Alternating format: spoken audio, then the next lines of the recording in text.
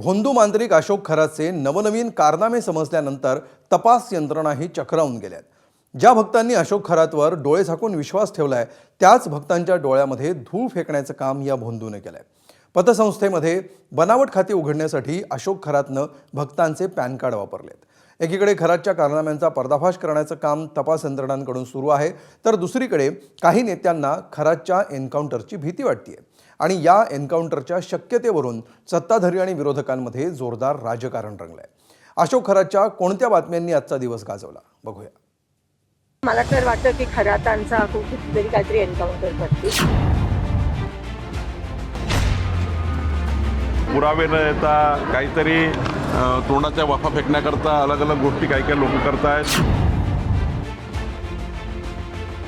प्रणिती शिंदे ह्या एक अतिशय जबाबदार खासदार आहेत, अनुभवी आमदार आणि खासदार आहेत। त्या काही बोलल्या असतील तर त्याच्या मागे नक्कीच काहीतरी त्यांना माहिती असेल। असं कोणालाही मला वाटतं काळजी करण्याची गरज नाही आणि उगाच असे भंपक विधानं कोणी करू नये मला असं वाटतं। काँग्रेसच्या सोलापूरच्या खासदार प्रणिती शिंदेंनी व्यक्त केलेल्या शंकेनंतर सुरू झालेली ही राजकीय फायरिंग आणि क्रॉस फायरिंग। अशोक खरातचा एन्काउंटर होईल असं प्रणिती शिंदेंना का वाटतंय, या प्रश्नाचं उत्तर त्यांच्याकडूनच जाणून घेऊया। मला तर वाटतं की खरातांचा कुठेतरी काहीतरी एन्काउंटर करतील, कारण का खूप नावं येणार आहेत ज्याच्याशी ते जुडले आहेत आणि आता जे सत्ताधारी आहेत, मिनिस्टर्स आहेत, त्यांना घेऊन पण ही नावं येणार आहेत। अजूनही मला असं वाटतं काही त्यांना पुरावे बाहेर येणार आहेत, पण मी तुम्हाला सांगते त्याआधी त्यांचं काहीतरी हेच लोक करवतील अशी मी शंका व्यक्त करते। आता प्रणिती शिंदेंच्या शंकेला अनुमोदन मिळालं ते खासदार सुप्रिया सुळेंकडून, कारण सुप्रिया सुळेंचा फक्त प्रणिती शिंदेंवरच नाही तर प्रणिती यांच्या सूत्रांवर देखील तेवढाच विश्वास आहे। त्यांना जर काही माहिती असेल तर ती चिंताजनक आहे। प्रणिती शिंदे ह्या एक अतिशय जबाबदार खासदार आहेत, अनुभवी आमदार आणि खासदार आहेत। त्या काही बोलल्या असतील तर त्याच्या मागे नक्कीच काहीतरी त्यांना माहिती असेल आणि अशा जर गोष्टी असतील तर ह्या गोष्टी माननीय मुख्यमंत्र्यांपर्यंत पोहोचल्या पाहिजेत, कारण का ही अतिशय चिंतेची बाब आहे। खरातचा एन्काउंटर होईल असं विरोधकांना वाटतंय। नुसतं वाटून काहीच होणार नाही, सरकार म्हणतंय पुरावे द्या।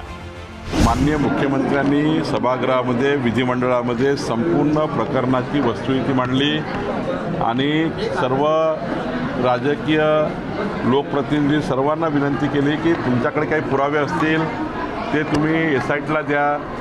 हे पुरावे न येता काहीतरी तोंडाच्या वाफा फेकण्याकरता अलग अलग गोष्टी काही लोक करतायत। भंपक विधानं न करण्याचा सल्लाही मंत्र्यांनी विरोधकांना दिलाय। कोणी काही बोलेल तर याला काही अर्थ नाही। कोणाला आजकाल काय झालेलं आहे, कोणी काही बोलतं आणि भडक बोललं म्हणजे तुम्ही दाखवतात, त्यामुळे असं कोणी काही बोलू शकतं। पण मला वाटतं तसं काही नाही, पूर्ण पोलीस प्रोटेक्शनमध्ये त्या ठिकाणी ते आहेत। असं कोणालाही मला वाटतं काळजी करण्याची गरज नाही आणि उगाच असे भंपक विधानं कोणी करू नये मला असं वाटतं। एकीकडे अशोक खरातवरून राजकीय आरोप प्रत्यारोपाच्या फैरी झडतायत, तर दुसरीकडे खरातचा नवा कारनामा उजेडात आलाय। समता पतसंस्थेत बनावट खाती उघडण्यासाठी अशोक खरातनं शक्कल लढवली होती। पॅन कार्डवरील सहीची नक्कल करत समता पतसंस्थेत 56 खाती उघडण्यात आली। भोंदू अशोक खरातचे अनेक कारनामे समोर आले, मात्र शिर्डी पोलिसांच्या आर्थिक फसवणुकीच्या गुन्ह्यात जो कारनामा समोर आलाय तो सर्वसामान्यांसाठी एक धोक्याची घंटा ठरू शकतो। त्याचं कारण असं आहे की आपण आधार कार्ड काढतो, पॅन कार्ड काढतो, ह्या दोन्ही गोष्टी आपल्या आर्थिक व्यवहारांशी संबंधित असतात। त्यामुळे या भोंदू अशोक खरातनं देवदर्शनाच्या नावाखाली किंवा ईशान्येश्वर देवस्थानचे ओळखपत्र बनवण्यासाठी भक्तांकडून आधार आणि पॅन कार्ड जमा केल्याची माहिती आहे आणि हे पॅन कार्ड जमा करत असताना त्याने याचाच फायदा उचलत समता पतसंस्थेत केलेल्या सह्या ह्या पॅन कार्डशी साम्य असणार आहेत। मी याचं एक उदाहरण देऊ शकतो। आत्ता माझ्याकडं माझं स्वतःचं पॅन कार्ड आहे। हे पॅन कार्ड जर आपण पाहिलं तर यावर आपण जर नीट पाहिलं तर प्रत्येकजण आपली सही करत असतो। त्यामुळं हे पॅन कार्ड किती महत्त्वाचं आहे हे या भोंदू अशोक खरातच्या कारनाम्यानंतर समोर आलं आहे। ही जी सही आहे, अनेक सर्वसामान्य जे नागरिक आहेत जी सही पॅन कार्डवर करतात ती सही बँकेत ठेवतात, ती सही अनेक ठिकाणी वापरतात, कारण त्यांना जास्त ज्ञान नसतं आणि त्याच अज्ञानाचा फायदा कुठेतरी या भोंदू अशोक खरातनं घेतला आणि जी समता पतसंस्थेत खाती उघडली त्यामध्ये असणाऱ्या सह्या या पॅन कार्डवर साधर्म्य असल्याचं तपासात समोर आलंय.